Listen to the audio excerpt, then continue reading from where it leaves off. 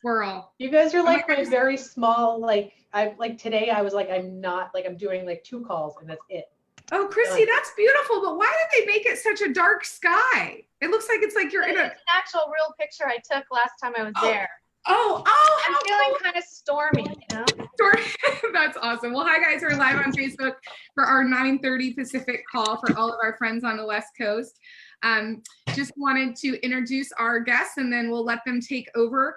We did mindset the last 2 days, so we're going to get back to business and get back to systems. So who better to get us back on track with systems than our ops bosses, Stephanie Brackett and Christy Grossman. So ladies, you want to take us away? Let's do it. So I'm Christy Grossman. If I haven't met you before, I'm the owner of Ops Boss Coaching, and I was the COO of the Belt team for 25 years. So I'm really old and I've been through lots of shifts. So I'm here to be of assistance. And Steph, you want to introduce yourself? Yep, Stephanie Brackett, COO of Anderson Hicks Group out of Idaho Falls, Idaho. I'm also an Ops Boss coach and trainer, and I've been with my team for 9 years. So I actually went through the last shift with a previous team and then was in the foreclosure muck when I joined this team. Awesome. And Steph, you have a team with what, 14 ops people on it? 15 total ops people, including myself, and then 17 agents, 5 ISAs. We're a team of 37 now. Awesome. So we thought we would just talk about some of the stuff that we've been getting on coaching calls. And then Steph also, as you know, is systems queen, has some great stuff for us on job forms and some other systems. So I want to jump in with the topic that you guys, I think, already talked about earlier in the week, which was expenses and cutting expenses. And I want to just hit on that one more time because we're getting that through our coaching calls. Last week, we started cutting expenses. Actually, my people have been cutting expenses since for a month now, but they're tired of me repeating. And I had a coaching client actually on Wednesday who had cut expenses last week significantly, came back again by the end of the day after our coaching call and has now cut $37,000 off their annual expenses. And it wasn't that hard, right? So people are asking us, how often should I cut? How soon should I cut? How much should I cut? And so my answer is kind of like voting in Boston. Olivia, you'll like this. Like, what do they say about voting in Boston? Vote early and often. So we want you to cut early, cut often, and cut deep, and go as deep as you can go.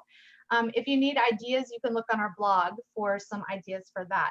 And then in terms of systems, one system I'd like to throw out there that you may not have thought about yet, that you may need as we come out the other side of this is your price reduction system. So do you have a system in effect that will prompt your sellers to ask you for price changes so that you don't have to be calling them and begging them for price changes? So how are you over communicating with them now, giving them the details, the market analysis, the advertising, everything that you're doing so that it's common sense and they just pick up the phone and call you? In the last shift, that saved our rear ends on our listings. So that would be one system thing.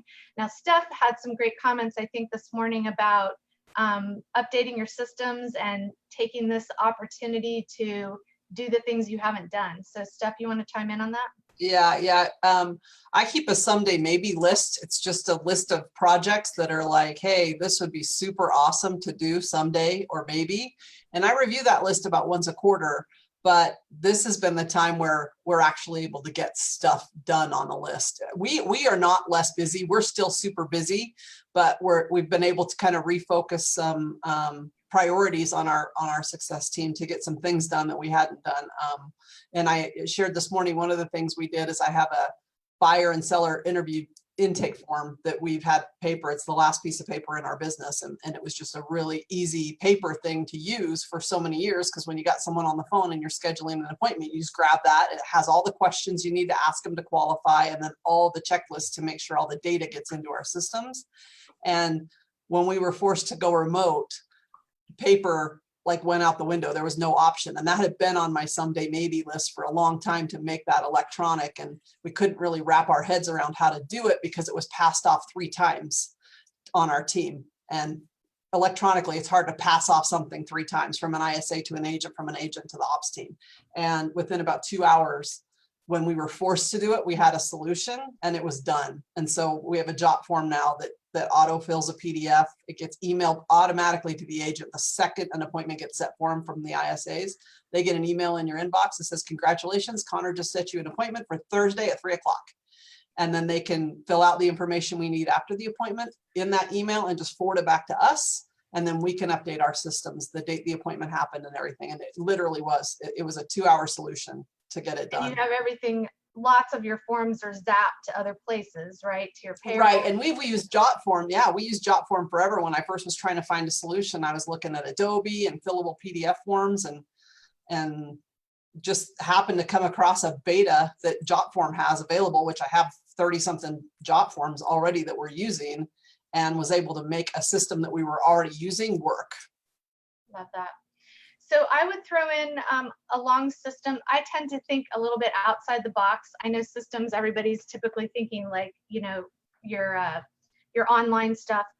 I want to talk about communication systems. So what I'm seeing right now is a lot of really extreme behavior, extreme reactions, extreme, you know, we talk about your natural and your adaptive on disk, and we're seeing the natural, the under stress behavior coming out. So my system always was, and I would say you want to do it more often now, to pull out any behavioral profiles you have on your team members and read them regularly. So if you were doing that on one person once a week, now read your whole team once a week. So maybe this week you read all their DISC profiles. Next week you read their love languages and their strength finders or their AVA or whatever that is. It's really, really important that we get on the same page communication wise. And then there was also an article, I'll post it, I forgot to post it this morning, an article that came out from Harvard Business Review about the stages of grief and what that looks like in relation to coronavirus. And I think we're seeing that on our teams. Different people are in different stages of denial, acceptance, anger, you know, all of those things. And we really need to get good at our communication. So that's a system that you can implement. Just schedule a recurring to do in your CRM. Every Friday, I'm going to review somebody's DISC profile. And the one thing I would say that we've tried to do is keep everything as normal as possible. Our winning minute, it used to be a stand-up meeting in the hallway, is now a Zoom meeting, but it's at the same time. We all come dressed like we're ready for work. We're not all laying around in our pajamas for the Zoom meeting at 8:30 in the morning to share wins from the day before and gratitude. And we've done that for a year and a half now. Every morning it's the same thing. And so we tried to keep a lot of our normal systems still running, just slightly different. They're just electronic now. So all of our handoffs were already electronic. Everything was electronic. A lot of stuff was electronic, and this will really test your systems. If you had systems break when everybody had to go virtual, then your systems need an update, because that world will come where we have to be virtual, but it opens your whole world up to being able to hire virtual assistants, to be able to have someone work 7 states away from you. If your systems can withstand this, they can withstand anything. And a lot of people are finding out now that they're like, oh crap, my systems weren't as tight as I thought they were.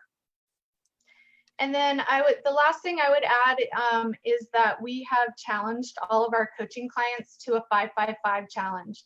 So we're reframing our mindset around the term lead gen. So lead gen is kind of like a dirty word for ops. Most operations people, you say like, you know, are you doing lead gen? The average person is going to be like, no, like that lead gen is not my job. Lead gen has always been our job, and we do it through systems.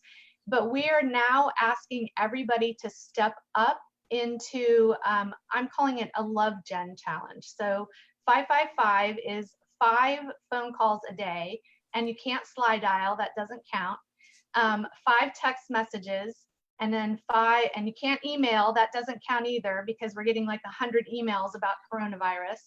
And then 5 private messages on Facebook or Instagram to your family, your friends, and your sphere. Just saying, hey, how are you guys surviving? How are you doing during this? Is there anything I can help you? There are 3 reasons that we're asking people to do that. One is it's all hands on deck right now. So we should be, let's raise our hands. We want to step up. We're asking our agents to double down on lead gen. So let's participate with them. I'm also hearing from a lot of teams that people are struggling with getting their agents to double down on lead gen. Some teams didn't have lead gen in place in the beginning consistently, and some people are doing it, but it's just kind of willy-nilly. So let's lead up from within. And then the last thing is, I think people are going to see some disruption in their income on the operations side. So you may have had bonuses that you thought you would be getting this year based on the production levels that you were trending for the first 2 months of the year that are going to change a little bit. If we can start making those phone calls now, you have the ability to have referral income coming in at the end of the year. And people are going to need realtors. There's no one better than your team to help your friends and family. So I would encourage you guys to get everybody on your team doing the 555. I love it. I just challenged my whole ops staff to that this morning and they were all in. Awesome. Yeah, I can't wait to see the numbers that come out of that. Yeah. And it's good income. I mean, we do pay a referral fee for our people a bonus if they're not licensed, you know, if they're not licensed, they can earn a bonus by bringing business to the team. I think we talked about this morning, that it's, you know, it's all of us now we have to defend our salaries on the P&L, right? Yeah. That's what it's come down to. Yep. Yeah. Yeah. And we have vowed, I mean, I have vowed not to lose a person off my team. I refuse to let it happen. So we will do whatever we can through systems and lead generation and motivating our agents and just pounding the pavement and doing everything we possibly can to save the operations team and not have to lose anybody. And so, you know, today. Oh, go ahead. Sorry. I was going to say today, Chris, our sales manager, and I were doing a virtual open house at noon today on Facebook with a new listing yesterday. And I've got people building single page websites that we've never done before so that we can get 3 and 4 and 5 different videos of a home out there because our MLS allows 2. Mm-hmm. Mm-hmm. I think So that's I would say as people are building their systems, the questions that I'm asking myself is, are they high tech? Are they high touch? Are they providing value? And are they generating revenue? Those are the 4 things that you want to ask yourself as you're retooling your systems. Mm-hmm. I think this morning, the quote that I gave that I loved, are you guys like loving the shift book as much as I am? Like I always loved it, but I'm loving it even more. Page 47, no more paperwork for paperwork's sake, no more filing for filing's sake, no more detail for detail's sake, complexity kills. And then the second part of that was, I can't find it. The second part of that was do as little as you can to get the most out of everything you can, or something like that. Yeah, that's what it was. What's the least you can do to get the most done? Right. That was you, Steph. I think you said that. No, Christy did. Yeah. So those are the questions we want to ask ourselves as we're retooling our systems, because a lot of us are realizing we've got to redo these, that they're too complicated. Yeah. I will add to what Stephanie was saying, and this was a huge aha for me. And Lindsay Cipriani, she probably doesn't even know this, is the one that got my wheels spinning around this. Is we were talking about hiring because that's what we both do. That's kind of our world, right? And she said to me, we have to be careful that we're not becoming a martyr, right? Like we can say we're keeping our people and we're willing to do whatever we need to keep our people, yet we have to make sure that it's a win-win and they're also doing what's required for them to earn their keep on the team, and that we're not becoming martyrs and taking money out of our pockets and our families' mouths because to carry someone that isn't necessarily maybe pulling in their weight or is showing up the same way as they did before all of this happened. Would you agree, Christy and Steph? I totally would. And I can say for my team, like when we've gone through the people tracker on traction, right? And the 3 things you grade them on are gets it, wants it, and has the ability to do it. And all my people are plus, plus, and plus. I mean, I don't have anybody that's a minus on my team, and they've shown up in ways that you would not believe. I got people doing things that were not even remotely their job. Can you repeat that? Because I totally forgot about that from traction. That's a really good baseline. Can you repeat those 3 things? Yep. And you're rating them on a plus or a minus on each of these 3 things. So they get it, they want it, and they have the ability to do it. So if they're a plus plus minus or a minus plus, and you got to figure, you know, are they sitting in the right seat on the bus? When you're grading them, you're looking at the position they're currently actually sitting in and then how they're performing. And I've got plus plus pluses just across the board. I think a cool thing that we're seeing right now, and sorry, I get off topic, you can rein me back, Brinley, but is really seeing leaders step up in the operations world. All the people on this call are leaders. If you're on this call, like I know nobody on this call is on the minus side. Like you're here because you want to grow, you're going to demonstrate, you probably already have been demonstrating why you're needed on your team. I'm loving seeing it come up. I'm loving getting text messages. I saved my team $37,000. I had another client last week who did her very first video. Instead of doing like a 30-minute like virtual open house video, she did a 20-minute video, basically testimonial of her life of how you live zero budget for all of their clients, and did a little 20-minute webinar. Like that's awesome. Like that's leadership stepping up. And that's value, right? So their rainmaker is going to say, man, I can't live without her right now. She's the only thing that's bringing in the leads. And I had in 24 hours, they had over 2,000 views on it. That's incredible. Yeah. That's incredible. I had one of the highest SCs that I coach send me a text the other day, and she said, 32 dials, 9 conversations, still going. And she committed to 20 contacts a day and making as many dials as she needed to make that happen. That's awesome. Love that. Right? Yep. Her team didn't make her do it. She made the commitment, right? She made the commitment to do it. So I think that's awesome. Love it. Anybody have anything to add? What are you guys doing? What are you seeing?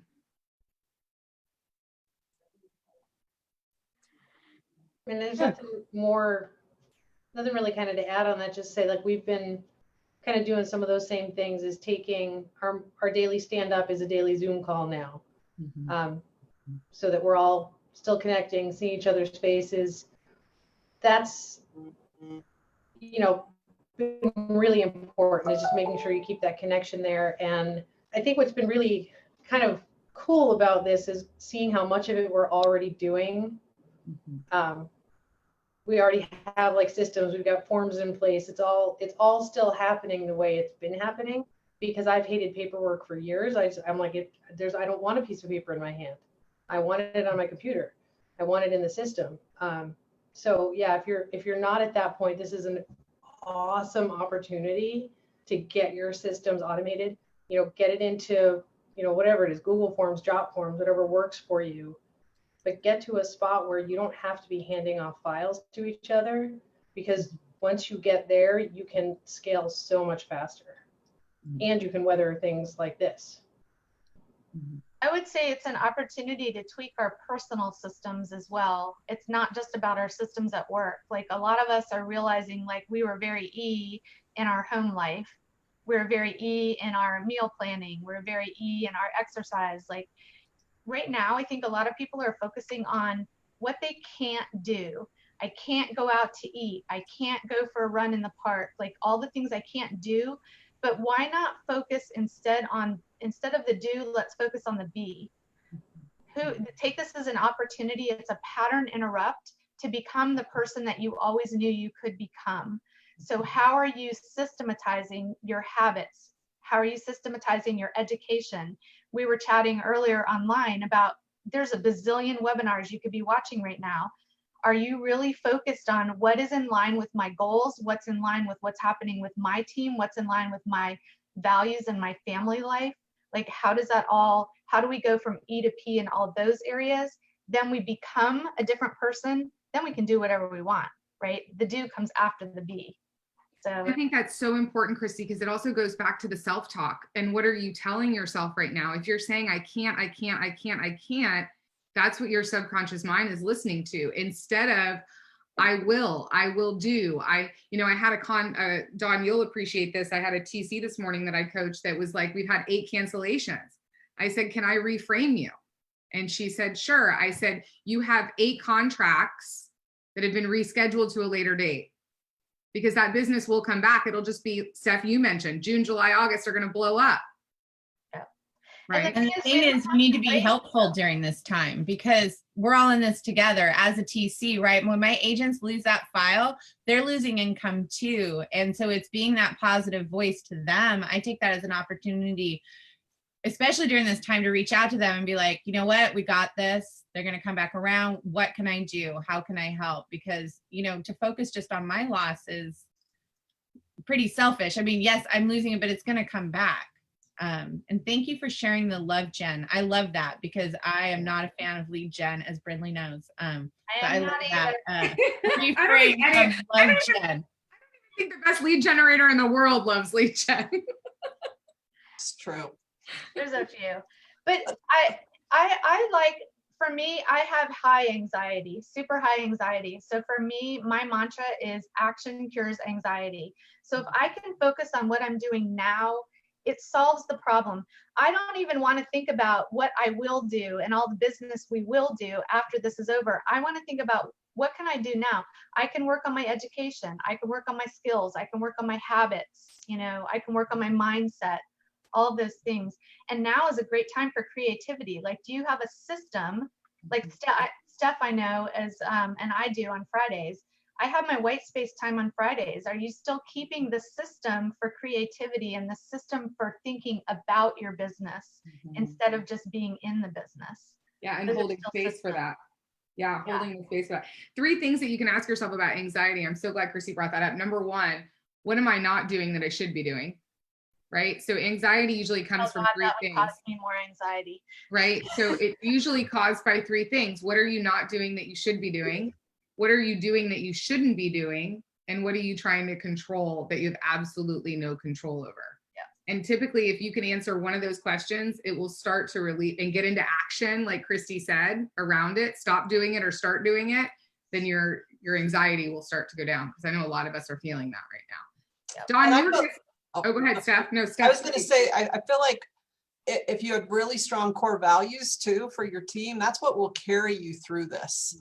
Like, one of our core values is gratitude, right? Every day we share gratitude, and we actually have a jot form. Of course, it's a jot that's called a "This is good because," and anything that goes bad, something good comes out of that. And so what is it? Recognize the good that comes out, and you'll be amazed at some of the "this is good because" we can read them every week in team meeting. People just do the jot really quick. And, you know, what do you want to share this week that you learned the hard way? And what is that giving you gratitude for? And, you know, last week mine was "This is good because we figured out we have a 24 class curriculum for onboarding new agents. And guess what? It's all being recorded now, and we're doing it through Zoom. And now we don't have to teach those classes live every single time we have a new agent. We've got all these awesome onboarding classes in a library now, and can just direct people to watch it. It's saved a ton of time. So this coronavirus is good because. So that's another system, and Brindley could do a whole class on this, but do you have your system dialed in for nurturing talent and getting into relationship with talent and bringing on new agents and bringing on, you may find that you need to top grade some of your admin staff. Like, what is your system for that? And maybe you're not going to hire them tomorrow, but do you have a system in place to nurture that? Well, and you have so much time right now, more time right now to look for that. I've had a few of those conversations of, you're not hiring to hire additional talent right now. You're hiring, you're sourcing right now to hire potential replacement for talent that you have right now. And talent, you know, Ben Kinney says it, I care about people, I love people, and I want the best for people, but people don't always give their best. And now's not the right time to not give best. And we've got to do what's right for the company, because no one puts the mission in jeopardy, right? I will say, hire as many agents as you can because they're free. Like, and the whole hospitality industry just got laid off. Who makes the best realtors? They're used to flexible income. They're used to crazy hours. They love to talk to people like that. I mean, it's a massive opportunity to scoop up talent if you take advantage of it. And you can scoop up talent in already existing agents that weren't prepared for the shift, that are great agents and were really bad business people. They just didn't run their business well, right? And they didn't have the cash. Cash is king, and they didn't have the cash to weather this. And so, I mean, I've had people, like agents in the office, saying, I'm going to pull all my listings off the MLS for this. why would you stop selling real estate? Like, that's the worst thing you could do right now. You've got to sell real estate. We can still sell real estate. Sell real estate. 100%. So true. It's so true. Dawn, you had something I thought you were going to pipe up earlier and say. Yeah. No. She's ready to go do Love Gen now. I know. Well, I think it was about the Love Gen. I'm taking notes. So this is like the only paper allowed in my house, right? Is my note-taking paper. I love that you look so studious right now with your. I know, look at all the books. This So is because funny. I call my office looks like a dungeon. Well, and her hair, yesterday she put one on and her hair went up like a bee bonnet. And you have to be careful with the virtual backgrounds, like how they make you look around the edges. So funny. Chelsea, did you have anything to add today, sweetie? How are things in Oregon? Things are good. We're still like, I think, behind a lot of places because we're still kind of operating as not totally normal, but as normal, you know, more normal than most people, I guess. And so it's been sort of tricky to ease everyone into this, right? Like, it's coming, things are going to change, whether they're changing right now or not, and we need to be prepared for that. And so, you know, sometimes you find your agents that are like, oh no, today is fine. Like, I'm focused on today and that's great. And to not freak them out about it either. So we've been working on that delicate balance of like, okay, this is, you know, we're doing this because we're going to need to be virtual here shortly. Well, and I think that's yeah, that's a great point. Like, get ahead, right? Get ahead. You have, like, you can see what's coming because so many of us have been there and are going through it. But get ahead of it because it's harder to catch up. All right, so I want to be respectful of everyone's time. I will say this to give everybody a little bit of hope. I just got an email. In the last 24 hours in Los Angeles, which we know that whole state's on lockdown, they had 55 new listings. This is in 24 hours, 55 new listings plus 39 back on market. And they closed 48. They sold 48. 48 went to sold. So the reality is the business is there. Stephanie was right. Don't stop selling real estate. Steph, Christy, tell them how they can get in touch with you. Stephanie at andersonhicks.com is my email address. Feel free to email me or private message me on Facebook. Christy at opsbosscoaching.com. 703-608-9991 is my cell phone. You can have my cell phone too, for 208-403-5256. And I'll be posting up the JOT forms everybody was asking about this morning on our blog later today if you want to see examples of some of Steph's stuff. Awesome. Awesome. And I will say these two ladies, they have the biggest hearts. They come from contribution. They're here to help as experts. We're all in this together. So please, this is not the time to let your egos get afraid of asking for help. Ask for help, reach out. They have tons of resources. All right, guys, have a great weekend. Do something for yourselves this weekend. Yes. Thanks. Bye, guys. Thank you, ladies. Yeah. Having us. Bye.